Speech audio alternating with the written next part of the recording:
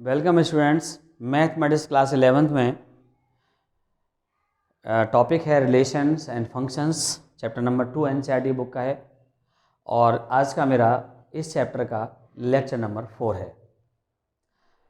बच्चों, मैं आपको अपने पहले वीडियोस में कार्टेशियन प्रोडक्ट के बारे में बता चुका हूँ, ऑर्डर पेयर के बारे में बता चुका हूँ, ऑर्डर ट्रिपलेट के बारे में मैं आपको बता चुका हूँ। ठीक है स्टूडेंट्स, और इसके पहले और मैं आपको इसका जो रिलेशंस हैं उसका डोमेन, रेंज और कोडोमेन निकालना, arrow diagram, inverse of functions, ये सब मैं आपको ऑलरेडी बता चुका हूँ। ठीक है स्टूडेंट्स, तो अब आज मैं आपको बहुत ही इम्पोर्टेंट टॉपिक फंक्शंस कराने जा रहा हूँ। ठीक है स्टूडेंट्स, फंक्शंस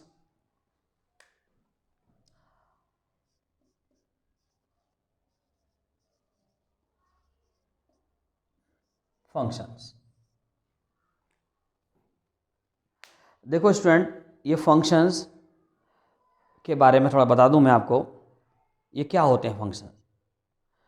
इसमें क्या है, आपने जैसा कि आप अपने पुराने जो जैसे रिलेशन है, रिलेशन में भी जैसे हम यहाँ पे कोडोमेन, डोमेन, रेंज फाइंड करते हैं, यहाँ फंक्शन में भी फाइंड करेंगे। देखो, in this section we shall discuss the concept of the function in details. We have already studied different types of the relations in the previous section function. We have already studied different types of the relations in the previous section. देखिए, function is a special types of a relation. ठीक है, in other word it is a rule that makes new elements out of the some given elements. The word function is derived from a Latin word meaning operations. Function is also called the some synonyms words like map और mapping. Function को हम map या mapping भी कहते हैं, ये ध्यान रखना बच्चों। ठीक है, अब देखिए इसके बाद इसकी जो डेफिनेशन है, a relation f from a set A to a set B is said to be a function if every element of set A has one and only one image in the set B. हर एक मतलब कोई ना कोई जरूर होगी set ए के हर element की जो सेट बी में इमेज जरूर बनेगी। वन एन या वन हो या ज़्यादा, इमेज जरूर बनेगी। ठीक है, मैं दोबारा बता रहा हूँ, a relation f from a set A to set B is said to be a function if every element of the set A has one and only one image in the set B. या in the other word, इसको अगर हम कहना चाहें, let A and B be the two non-empty sets, then a function f from the set A to a set B is a map which associates each element of the set A to the one and one only elements of the set B. If f is a function set A to a set B, then we denote, देखिए अगर कोई function है ये, तो हम तब इसको हम f A to B इस तरह से डिनोट करते हैं। ठीक है, फंक्शन को f A to set B, function या मैप या मैपिंग भी हम इसको कहते हैं। ठीक है ना। अब जैसे सपोज कर लीजिए, मैं यहां पर एक एरो डायग्राम बना के दिखा रहा हूं आपको। जैसे ये है,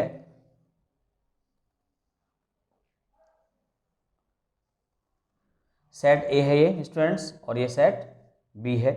इसमें एलिमेंट्स मान लीजिए 1 2 3 हैं, ए बी सी हैं। तो इसका यहां पर ये रिलेशन है इनसे। ठीक है, इस तरह से ये F, ये है इस तरह से A to B। तो ये जो एरो डायग्राम मैंने जो बनाया है स्टूडेंट्स यहाँ पर, तो ये फंक्शन है यहाँ पर, यानी इसका सेट A में जो एलिमेंट है ना, इसकी हर एक इस वाले एलिमेंट की जो सेट A में, उनकी सेट B में कोई ना कोई एक इमेज जरूर होगी।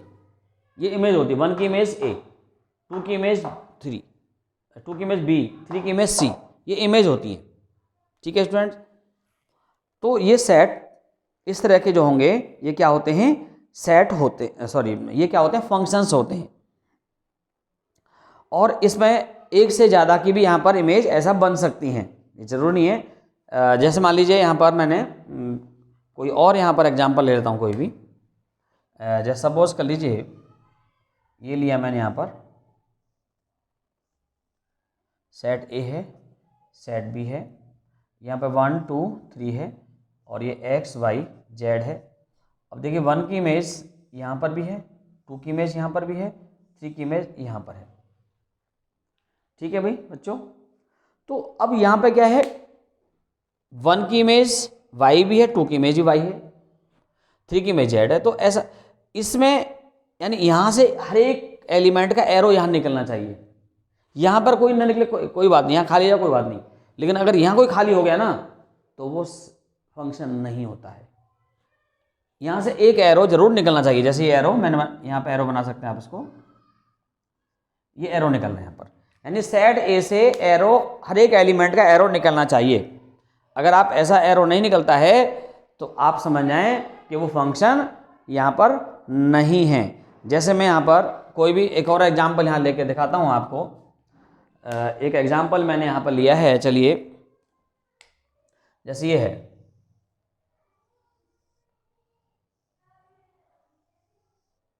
सेट ए है, ये सेट बी है 1 2 3 और यहाँ पर ये मान लीजिए y है एलिमेंट या x y z जो भी हो। अब यहाँ से जो है सपोज कर जैसे ये इसका इमेज है, अब इस पर नहीं आ रहा है, यहाँ पर ये एलिमेंट मान लो खाली है यहाँ पर, ये तो ये फंक्शन नहीं है, यानी एरो यहाँ से नहीं निकला, 3 से एरो नहीं निकला, 1 और 2 से तो निकल गया एरो, लेकिन 3 से नहीं निकला, तो इसका मतलब क्या हुआ, ये फंक्शन नहीं है। ये बात क्लियर हो गई। कई बार क्या होता है, कई बार यहाँ से अगर एक से, दो बात ध्यान रखनी है आपको, एक चीज़ और मैं यहाँ पर बना दूँ, फिर बताएंगे आपको डिटेल में। एक ऐसे बना दिया मैंने, ये सेट ए है, ये सेट बी है, 1 2 3 एक्स वाई जेड है। और यहाँ से जो एरो हैं, देखिए मैंने यहाँ पर जैसे 2 है, 2 से एरो ये एक यहाँ निकल गया, 2 से एक एरो यहाँ निकल गया, ये मान लीजिए यहाँ पर है और ये यहाँ पर भी। ठीक है स्टूडेंट, तो अब आप देख पा रहे हैं यहाँ पर इस 2 से ना, आप देख पा रहे हैं कि 2 से 2 एरो निकल रहे हैं, 2 से 2 एरो निकल रहे हैं, एक एलिमेंट के 2 एरो नहीं निकलने चाहिए। अगर ऐसा होता है तो क्या होगा, यहाँ पर नॉट ए फंक्शन, ये फंक्शन नहीं होगा, नॉट ए फंक्शन। ऐसा कोई रिलेशन अगर होगा, ये रिलेशन तो है ही, रिलेशन तो सारे यहाँ पर है, अगर ऐसा रिलेशन अगर होता है तो नॉट ए फंक्शन। ये भी यहाँ पर क्या है, नॉट ए फंक्शन। ठीक है, not a function, is a function, it is a function. ठीक है, ये यहाँ पर फंक्शन है, इट इज ए फंक्शन, और ये क्या, इट इज ए फंक्शन। ठीक है स्टूडेंट, तो ये मैंने आपको 4 फिगर बनाई है यहाँ पर, ये इन चारों फिगर में आप देख पा रहे हैं, ऐसे केस में फंक्शन हो सकता है, ऐसे केस में फंक्शन हो सकता है, ऐसे वाले केस में फंक्शन नहीं, यानी एरो अगर हर एक से एरो निकल, सेट ए का हर एक एलिमेंट का एरो निकलना चाहिए, यहाँ नहीं निकल रहा है। लेकिन अगर सेट ए का यहाँ से, अब आप कहेंगे यहाँ से भी निकल रहा है, लेकिन ध्यान रहे कि एक एलिमेंट का 2 एरो नहीं निकलने चाहिए। अगर एक एलिमेंट का 2 एरो निकल रहे हैं तो इसका मतलब ये हुआ कि ये फंक्शन नहीं है, रिलेशन तो सारे ही है। ठीक है ना, ये बात समझ में आई आपको। और इसमें कुछ बात और मैं आपको थोड़ा समझा दूं कि every function is a relation. ठीक है, फंक्शन, हर एक फंक्शन जो होता है वो रिलेशन होता है। So we can define the domain, codomain and range of a function in the same way as it is defined for a relation। अब मैं आपको इसके बारे में बताता हूँ, domain, codomain and range of a function. ठीक है students, domain, codomain, domain, codomain and range of a function, इसके बारे में थोड़ा बता दूं, क्योंकि थोड़ा थियोरेटिकल हैं सारी बातें, तो समझना भी जरूरी है। डेफिनेशन अगर आपको लिखनी है तो वीडियो को आप रोक रोक करके उसकी डेफिनेशन लिख सकते हैं, मैं आपको ऑलरेडी डेफिनेशन सारी पहले बता चुका हूं, तो ठीक है ना। जैसे यहाँ पर तो मैंने क्या बताया था डेफिनेशन फंक्शन, एक बार मैं रिवाइज कर रहा हूँ फिर दोबारा से। ए रिलेशन, एंड जो इसकी डेफिनेशन है फंक्शन की definition, a relation f from a set A to a set B, f from set A to set B is said to be a function if every element of the set A has one and only one image in the set B। ये इसकी definition है, तो already तो मैंने अब example देके बता दिया आपको यहाँ पर है। ठीक है स्टूडेंट, अब इसके बाद डोमेन, कोडोमेन और रेंज ऑफ ए फंक्शन के बारे में बता रहा हूँ।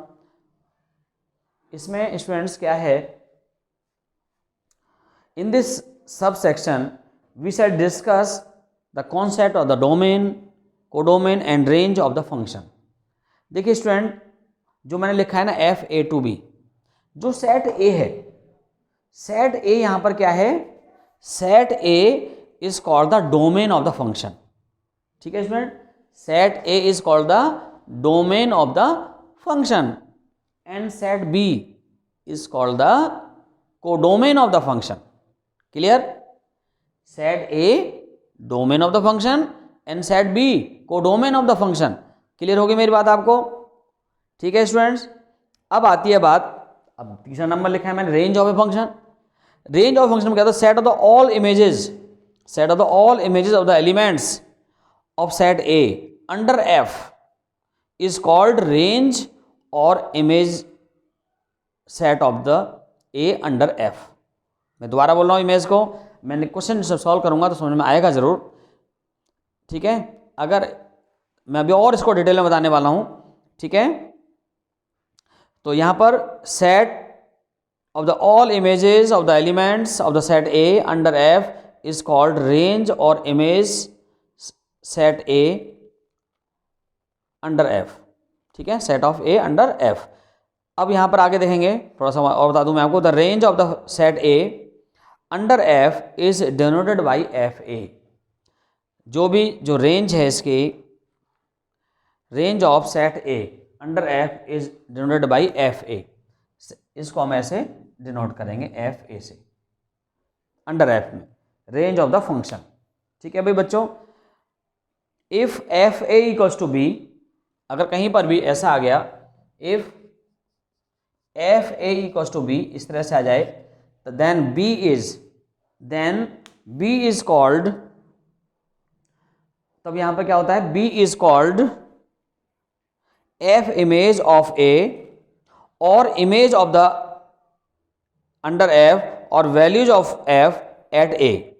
We can also rewrite AB belongs to F। इसको हम यहां पर ऐसा लिख सकते हैं, AB belongs to F।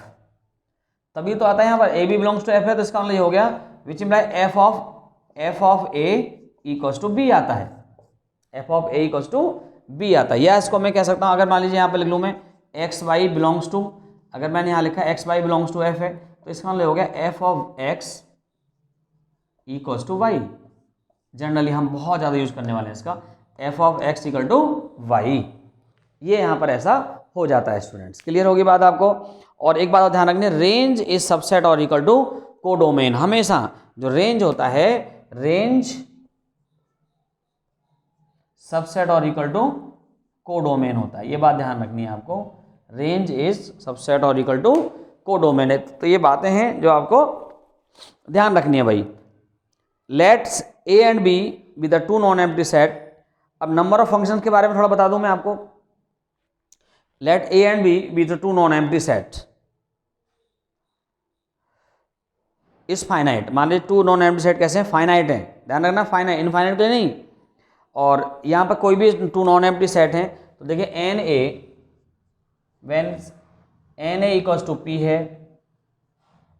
N B equals to q है स्टूडेंट्स, ये यहाँ पर हमें गिवन है इस तरह से, ठीक है। When A and B the two finites है, ये वाले two non empty finite sets हैं खाली। तो अब मुझे फाइंड करना है number of functions from A to B, number of functions from A to B equals to, देखो पहले मैंने आपको जो फाइंड किया था वो फाइंड किया था नंबर ऑफ रिलेशन, तो यहाँ पर नंबर ऑफ फंक्शन है क्यू की पावर पी, ये ध्यान रखना आपको। नंबर ऑफ रिलेशन में क्या बताया था मैंने आपको कि जैसे पी, नंबर ऑफ रिलेशन में पी इंटू क्यू था, एक कार्डियन भी आ रहा था, तो टू की पावर पी क्यू था नंबर ऑफ रिलेशंस में, है ना, जो टोटल सबसेट आ रहे हैं। लेकिन नंबर ऑफ फंक्शंस में क्या है, क्यू की पावर पी। तो ये ऐसा क्वेश्चन जो है 1 मार्क में जरूर पूछा जाता है, तो ध्यान रहे आपको। क्लियर हो गया होगा आपको ये बात है, ठीक है स्टूडेंट्स। अब इसमें नंबर ऑफ रिलेशन में आपसे कई चीज़ें आपको पूछी जा सकती हैं, ठीक है। अगर मान लीजिए यहाँ पर सपोज कर लो कि P की वैल्यू यहाँ पर मान लो 2 है, P की वैल्यू यहाँ पर 2 है, Q की वैल्यू यहाँ 3 है, तो नंबर ऑफ रिलेशन कितने जाएंगे, फंक्शंस 3 की पावर 2 हो जाएगा इस तरह से, ठीक है बच्चों। चलिए जी, अब मैं आपको थोड़ा फंक्शंस के बारे में थोड़ा और डिटेल में बताता हूँ कि वास्तव में ये कैसे क्या काम करता है, डोमेन और रेंज कैसे होता है यहाँ पर। और मैं आपको एक बड़ा अच्छा सा एग्जाम्पल देके बता रहा हूँ कि वास्तव में ये क्या है।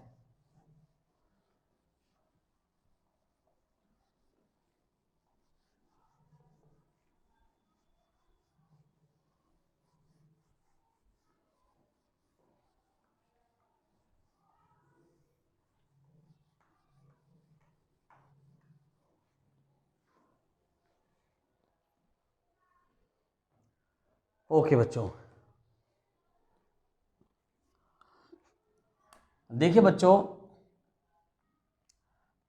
एक मेरे पास सपोज कर लीजिए कोई एक मिक्सर है मेरे पास, सॉरी एक मशीन है मेरे पास, जूसर मिक्सर की मशीन मान लीजिए, और इसमें ना मैं यहाँ पर यहाँ से मैं इसमें कोई भी यहाँ पर जैसे यहाँ से मैं सपोज कर लो यहाँ पर मैं एक मौसमी डाल रहा हूँ, सपोज कर लीजिए मौसमी, और यहाँ पर कुछ इनपुट डाल रहा हूँ मैं।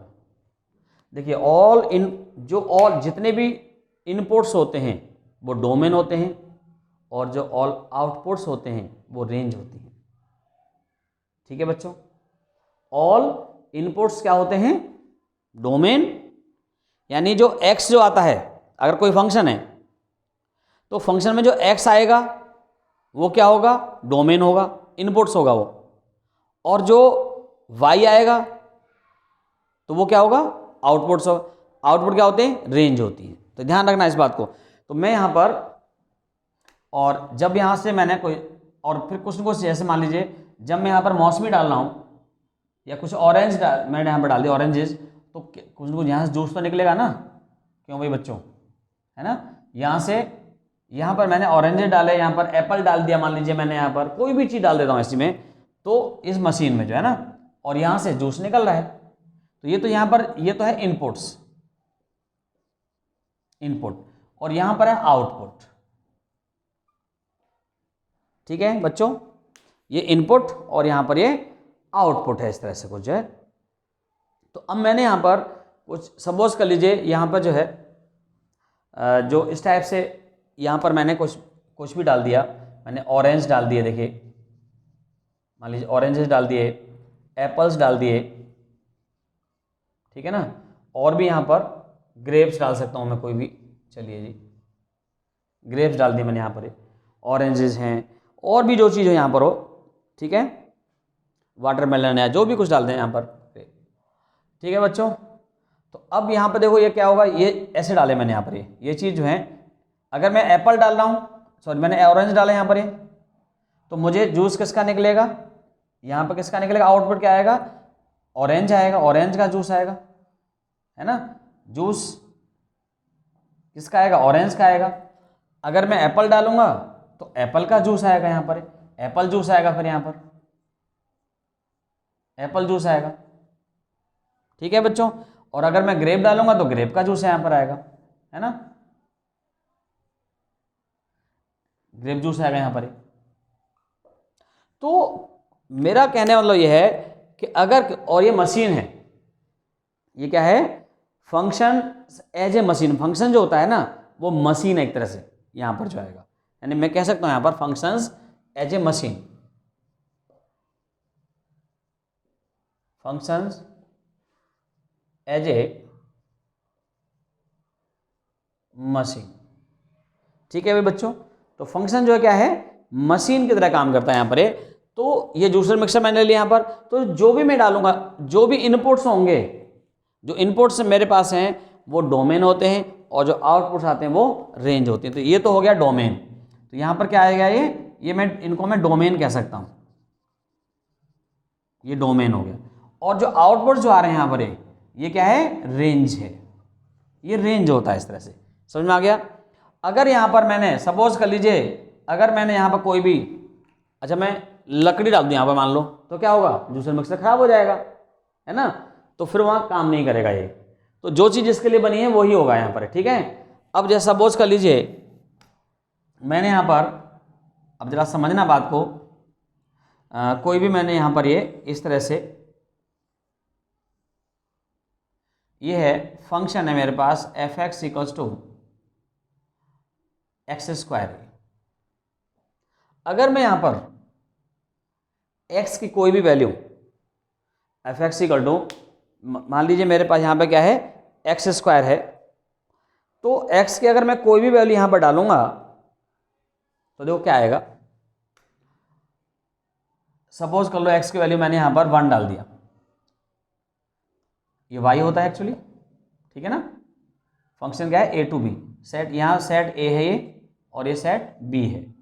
सेट a में मैंने यहाँ पर कोई एलिमेंट 1 है, मैंने 1 यहाँ पर डाल दिया, तो कितना, 1 का स्क्वायर y 1 आ गया। ये डोमेन होंगे यहाँ पर और ये रेंज होगी। अब मैंने यहाँ पर 2 डाल दिया तो कितना आ जाएगा, 4 आ जाएगा, ठीक है ना।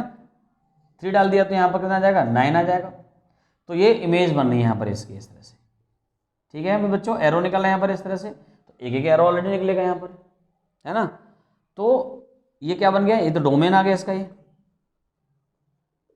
डोमेन। और भी आगे आते जाएंगे, और भी आगे, ऐसा जरूर नहीं यहीं पर ऐसा हो, है ना। और ये यहाँ पर रेंज, ठीक है। तो ये फंक्शन है यहाँ पर, ये ठीक है, बात समझ में आ गई होगी आपको ये, ठीक है।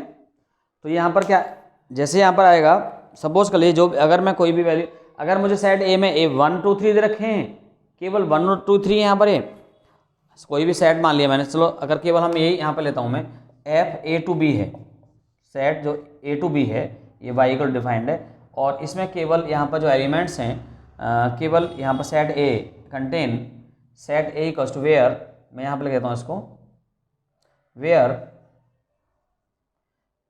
ए equals to 1 2 3 and B equals to, ये तो 1 2 3 यहाँ पर हो गया, ओके। सेट बी में मान लीजिए ये 1 4 9 है, ठीक है बच्चों, 1 4 9।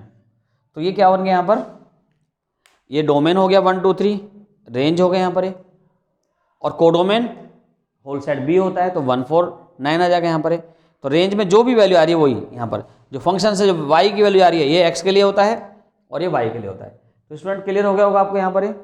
तो डोमेन और रेंज हम इस तरह से यहाँ पर फाइंड कर देते हैं। तो ये मशीन की तरह काम करता है यहाँ पर, ठीक है ना। तो ध्यान रखें, अगर मैं यहाँ पर कोई भी, व्हेन वी पुट वुड और stone in a machine then the machine not given the juice, so it is not a possible. अगर मैं यहाँ पर कोई वुड का टुकड़ा डाल दूँ, स्टोन डाल दूँ, तो मशीन तो ख़राब हो जाएगी, है ना, तो नहीं हो पाएगा, जूस नहीं दे पाएगी यानी, ठीक है। तो ये बात क्लियर हो गई बच्चों आपको।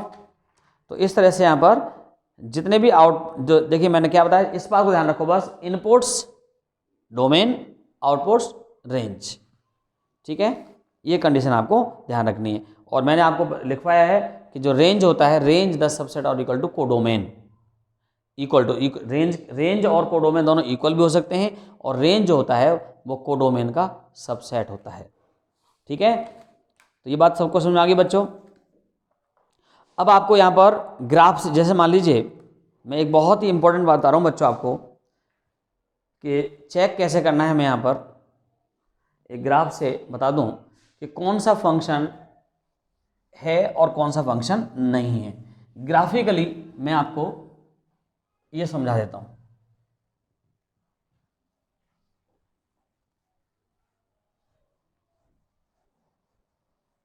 कोई फंक्शन जैसे हमें गिवन है तो उसको हमें कैसे पहचान करना है ये फंक्शन है और कौन सा फंक्शन नहीं है। तो देखो, इसके लिए सबसे पहले मैं आपको, जैसे सपोज कर लीजिए, जैसे देखो भाई बच्चों, एक बात ध्यान रखनी है, इसको हम कहते हैं वर्टिकल लाइन टेस्ट। कोई भी फंक्शन जो है, अगर हमें ग्राफ बनाना हो किसी फंक्शन का, तो जैसे y इक्वल टू, एक दो फंक्शन है मेरे पास,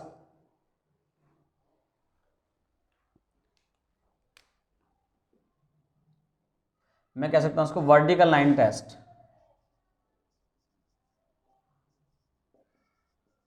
वर्टिकल लाइन टेस्ट,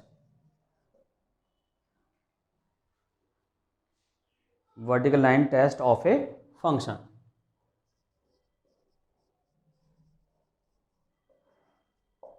ये है भाई बच्चों।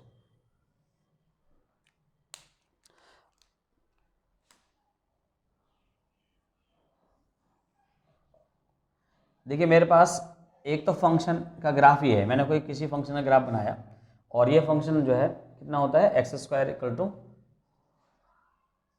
वाई होता है, वाई का मतलब, ठीक है, ये है भाई। तो फंक्शन मेरे पास क्या है, वाई, यहाँ पर वाई का मतलब एफ एक्स होता है, ये एफ एक्स है मेरे पास, एफ एक्स भी मैं यहाँ पर लिख सकता हूँ। और एक और है मेरे पास यहाँ पर,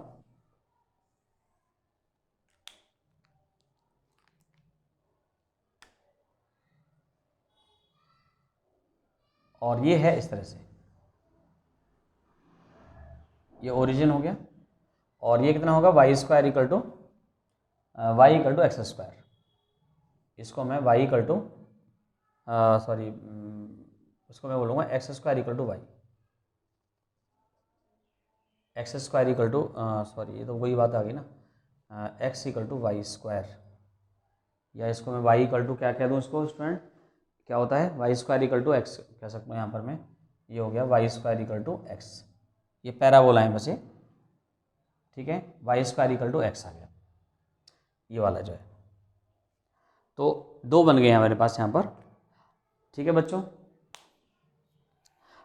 अब मैं यहाँ पर देखिए वर्टिकल लाइन ड्रॉ कर रहा हूँ इस पर, मैंने यहाँ पर वर्टिकल लाइन ड्रॉ किया, एक लाइन ये वर्टिकल लाइन और एक लाइन ये। चलो मैं एक काम करता हूँ, इसको थोड़ा दूसरे कलर से बनाता हूँ जिससे कि ज़्यादा क्लियर हो जाए, आपको कोई भी प्रॉब्लम आपको यहाँ पर ना आए। जैसे मैंने एक लाइन वर्टिकल लाइन ड्रॉ किया, एक ये है, एक वर्टिकल लाइन मैंने ये लाइन, ऐसे ही मैंने वर्टिकल लाइन यहाँ पर ड्रॉ कर रहा हूँ, और ये वर्टिकल लाइन मैंने यहाँ पर ड्रॉ कर दी। देखो बच्चों, अगर कोई भी वर्टिकल लाइन इसके ग्राफ को 2 पॉइंट्स पर इंटरसेक्ट करे, 2 पॉइंट्स पर दो बार करे, 2 पॉइंट मतलब दो बार करे, अगर किसी फंक्शन के ग्राफ को वर्टिकल लाइन 2 टाइम्स इंटरसेक्ट करे, तब तो वो फंक्शन नहीं होता है, और केवल 1 टाइम इंटरसेक्ट करे तो फंक्शन होता है। तो यहां पर क्या है, 2 टाइम्स इंटरसेक्ट कर रहा है लाइन। देखो वर्टिकल लाइन जैसे मैंने ड्रॉ किया, एक यहाँ पॉइंट पर 2 पॉइंट पर करे intersect, when a vertical line intersect the graph of the function at the 2 point, then the function then it is not a function. When the vertical line intersect graph of the function at the only 1 point, कोई भी line vertical line कहीं भी draw कर दो, केवल एक ही point पर ही इसको इंटरसेक्ट करेगी, तो ये फंक्शन होगा। ये वर्टिकल लाइन टेस्ट होता है फंक्शन का जो है। ठीक है भाई बच्चों, आप यहाँ पर कह सकते हैं कि वर्टिकल लाइन इंटरसेक्ट, मैं दोबारा रिपीट कर रहा हूँ, अगर कोई भी वर्टिकल लाइन फंक्शन के ग्राफ को केवल एक ही बार, केवल एक ही पॉइंट पर इंटरसेक्ट करे तब वो फंक्शन होता है, और अगर एक से ज़्यादा करे तो फंक्शन नहीं होता है। तो it is not a function, it is a function. Clear बात बच्चों? तो ये वर्टिकल लाइन टेस्ट है। तो ये बात ध्यान रख सकते हो, अगर आप किसी फंक्शन का ग्राफ बना के चेक कर सकते हो तो आप यहाँ पर ऐसे कर लेना है। ये बात मैं उम्मीद करता हूँ सबको बहुत बढ़िया समझ में आ गई होगी, क्योंकि ये जो है वर्टिकल जो लाइन टेस्ट है ये बहुत ही सिंपल सी बात है। किसी भी कंपटीशन वगैरह में अगर आपने देना है कंपटीशन वगैरह, तो वहाँ पर जो है ये सब ऐसे चेक कर सकते हैं। और अब देखो बच्चों, मैं अपने अगले वीडियो में आपको फंक्शंस के ग्राफ बनाना बताऊँगा, कैसे ग्राफ बनाते हैं, ठीक है। और भी अभी बहुत कुछ है स्टूडेंट्स, तो मेरे जो ये जो वीडियोज़ हैं आप इनको लाइक करते रहें, ठीक है स्टूडेंट्स। चलिए मिलते हैं अपने अगले वीडियो में। Thank you very much.